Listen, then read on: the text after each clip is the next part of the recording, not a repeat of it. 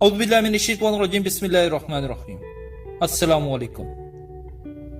दोस्तों, आज की इस वीडियो में हम आपको दीवार गिरिया के मुतल्लिक बताएंगे, जिसे यहूदियों के नजदीक वही मकाम हासिल है जो मुसलमानों के नजदीक मक्का और मदीना को हासिल है।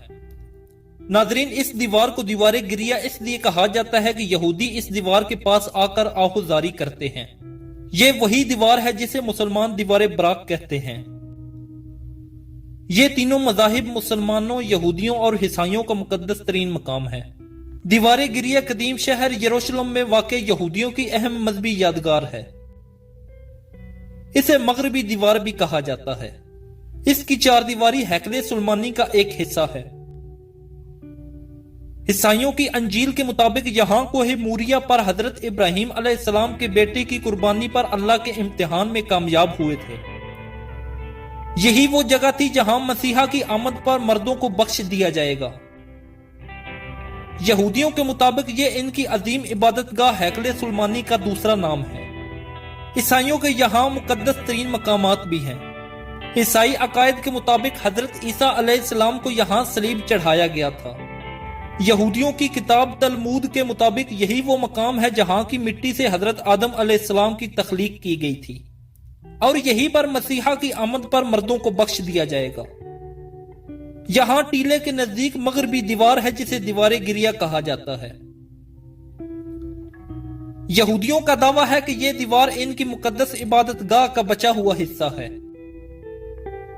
इसीलिए इनके लिए यह इबादत की सबसे मुकद्दस जगह है। यहूदियों का दावा है कि यहां हैकले सुलेमानी था जिसे बाबुल हुकूमत ने तबाह कर दिया था।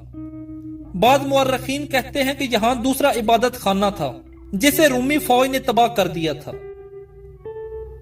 इस दीवार से लगकर यहूदी अपनी मुकद्दस इबादतगाह की तबाही के गम में गिरिया फरियाद करते हैं। सो इस वजह से इसका नाम दीवार गिरिया रख दिया था।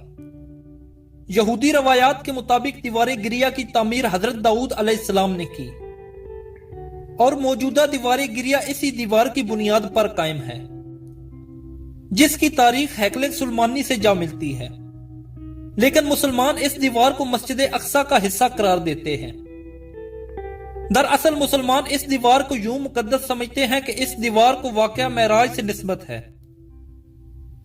मेराज की रात रसूलुल्लाह सल्लल्लाहु अलैहि वसल्लम का बुराक इसी मकाम पर आकर रुका था। दीवार के निचले हिस्से में बादशाह हेरोड के जमाने के बड़े बड़े पत्थर निहायत खूबसूरती से लगे हुए हैं।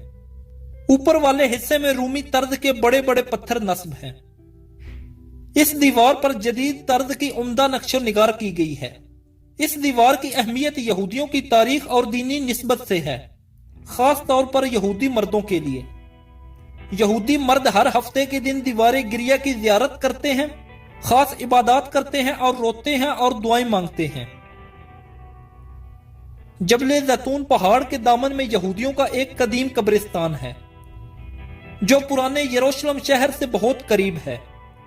हजारों सालों से यहां मुर्दे दफन करने का सिलसिला बगैर रुके चल रहा है। जबले जैतून पर मुर्दे दफन करने का सिलसिला फर्स्ट टेंपल पीरियड में शुरू हुआ और आज तक जारी है। इस कब्रिस्तान में 70,000 के करीब मुख्तलिफ जमाने के यहूदी तारीख के अहम लोगों की कब्रें हैं और यहूदियों का मानना बल्कि अकीदा है कि अल्लाह ताला आखिरत में यहां दफन होने वालों को बख्श देगा। इसीलिए ये कब्रिस्तान इनके लिए अहम है।